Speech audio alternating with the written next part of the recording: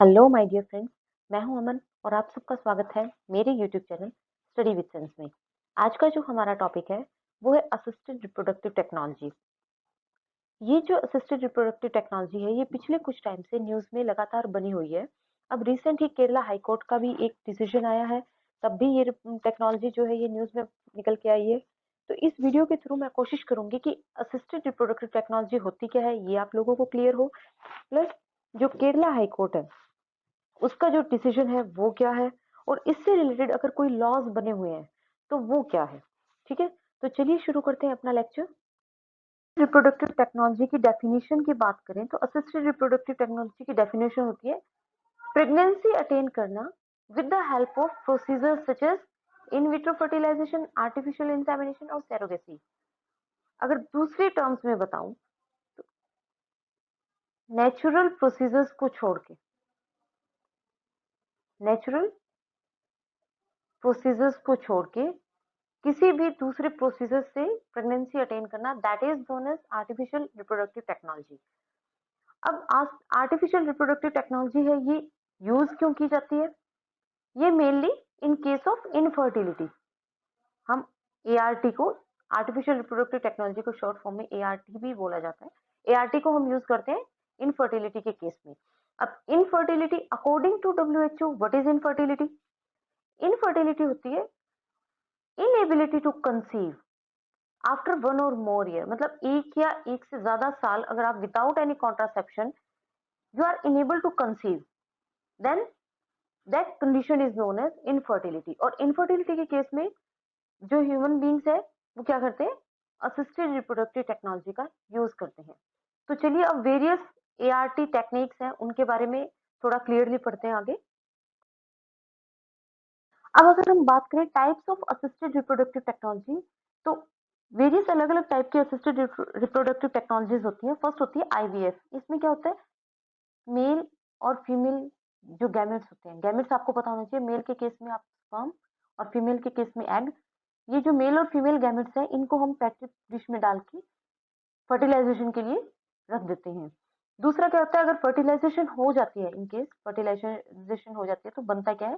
Zygote. Zygote क्या होता है? मेल और फीमेल गैमेट्स की यूनियन से जो स्ट्रक्चर बनता है that is known as zygote.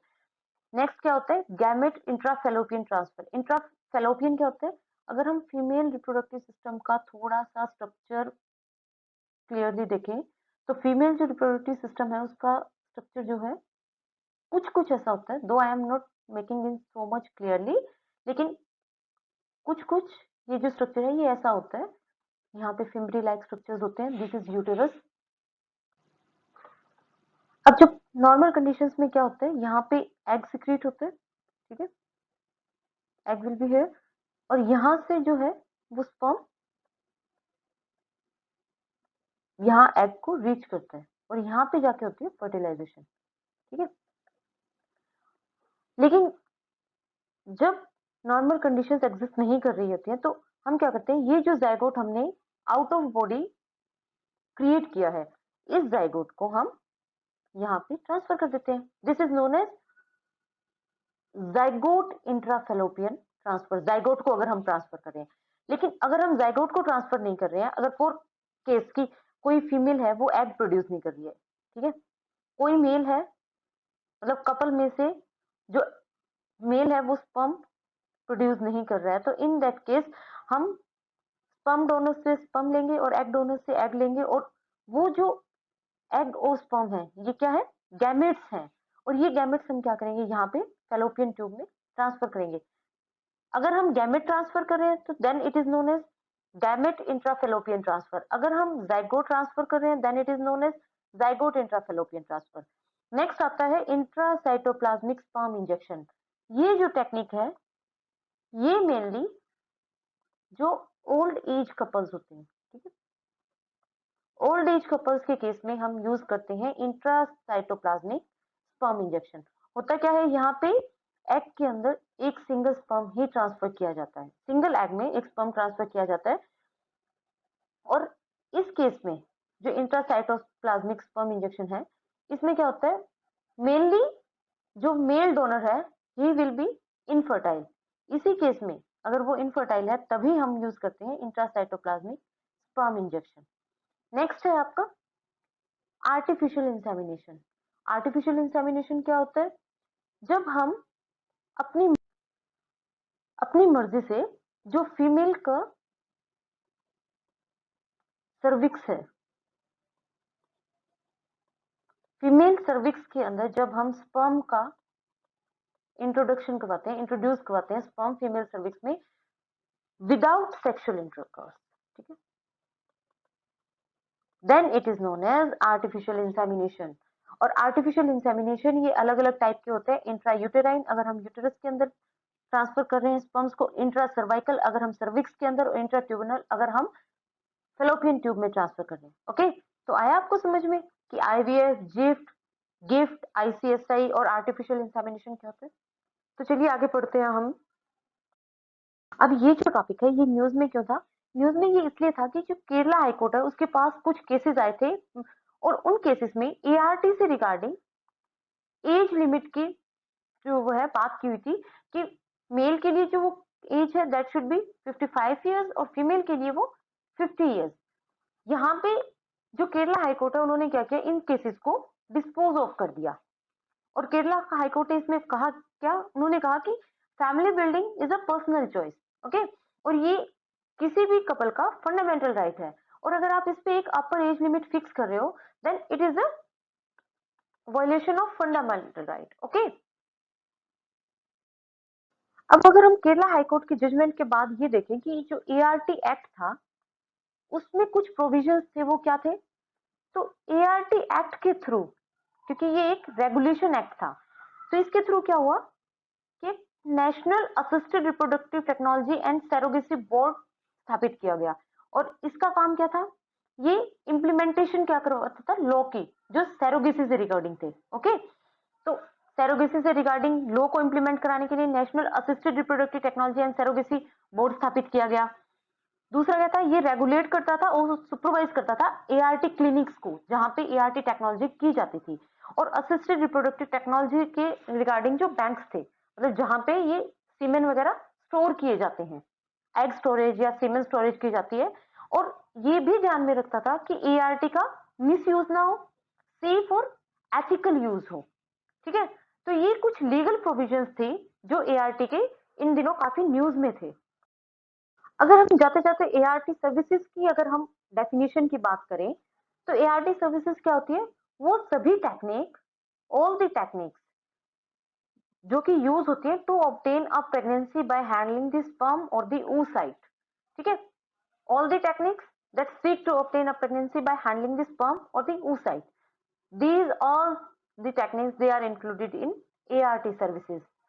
अब यहाँ पे आपको एक चीज ध्यान देने की बात है कि एलिजिबिलिटी क्या है डोनर्स के लिए, कि जो स्पर्म डोनेट करेंगे या जो एग डोनेट करेंगे, यहाँ पे जो एलिजिबिलिटी सेट की गई है वो मेल्स के लिए, जो मेल है उनकी जो एज है that should be between 21 and 55 years. और एग के लिए, एग के डोनर के केस में जो फीमेल की एज है दैट शुड बी बिटवीन 23 से 35 ईयर के एज में। लेकिन इसमें एक चीज आपको ये ध्यान देनी होगी कि विमेन्स जो है वो अपनी लाइफ में सिर्फ एक बार ही एग डोनेट कर सकती है। और अब ये एक बार का जो कंडीशन है ये यहाँ पे क्यों यूज किया गया? ताकि जो पुअर सेक्शन है जहाँ पे फीमेल का यूज किया जाता है एज अ एग डोनर, तो उनका हेरेसमेंट ना हो, उस चीज से बचने के लिए ये जो कंडीशन है ये लगाई है कि जो फीमेल्स हैं वो अपनी पूरी लाइफ टाइम में सिर्फ एक बार ही एग डोनेट करेंगी और वो भी नॉट मोर देन 7 एग्स। ठीक है, एक बार में 7 से ज्यादा एग जो है वो उनकी बॉडी से रिट्रीव नहीं किए जा सकते। और ये जो बैंक है जहां पे ये गैमेट सप्लाई होंगे सिंगल डोनर के, तो not more than 1 commissioning party, वहां पे जो पार्टी है वो एक से ज्यादा नहीं होंगी। नेक्स्ट क्या है? Conditions for offering services. ये आपको बस ध्यान में होनी चाहिए कि ऐसा कुछ होता है कि एआरटी प्रोसीजर अगर करवाना है तो जो भी कमीशनिंग पार्टीज हैं, कमीशनिंग पार्टीज से रिटर्न कंसेंट होगा, कमीशनिंग पार्टीज का भी और डोनर्स का भी। ठीक है, नेक्स्ट क्या है? जो child with the help of ART born होगा उसके क्या राइट्स होंगे? वो जो चाइल्ड है deem to be a biological child of the commissioning couple, क्योंकि कमीशनिंग कपल वही है ना जो एआरटी टेक्नोलॉजीज का अपने फैमिली बिल्डिंग के लिए यूज कर रहा है। ठीक है, तो कमीशनिंग पार्टी का या कमीशनिंग कपल का वो जो चाइल्ड है वो बायोलॉजिकल चाइल्ड ही माना जाएगा, ठीक है। और कोई भी डोनर होगा वो उस पे अपना पेरेंटल राइट नहीं डाल सकता कि ये बच्चा मेरा है, ऐसा कोई, क्योंकि आपने पहले रिटर्न में ले लिया है ना डोनर से और कमीशनिंग पार्टी से। कमीशनिंग पार्टी से जब रिटर्न में लिया जाता है तो कि मीन्स कि वो जो बच्चा पैदा होगा उस पे जो बायोलॉजिकल हक होगा वो किसका होगा, कमीशनिंग कपल्स का, क्योंकि उनके बिहाफ पे वो एआरटी टेक्नोलॉजी की जा रही है।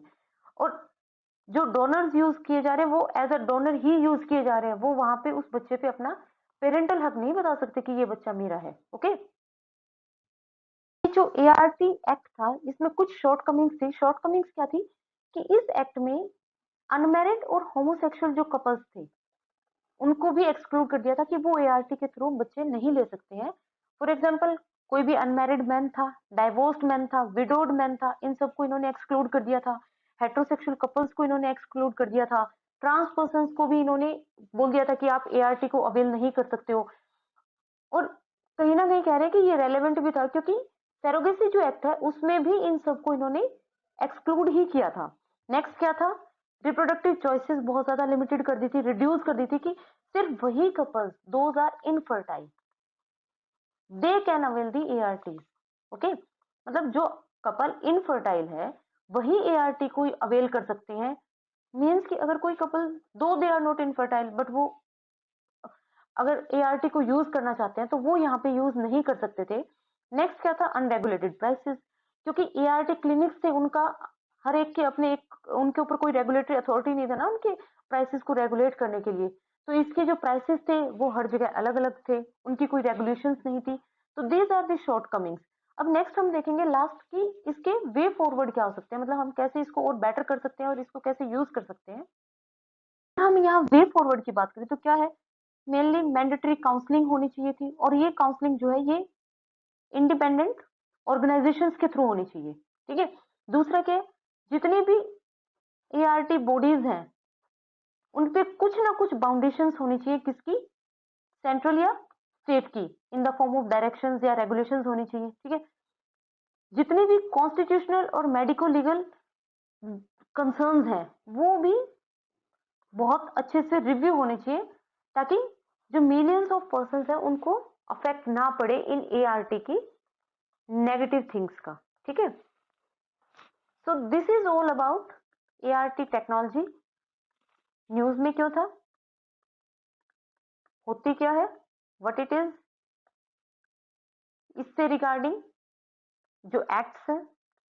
आई थिंक मैंने आपको ये जो टॉपिक है ये बिल्कुल क्रिस्टल क्लियर किया होगा। If you like my video, this is a humble request, please subscribe my channel, like, share and comment my video. Thank you.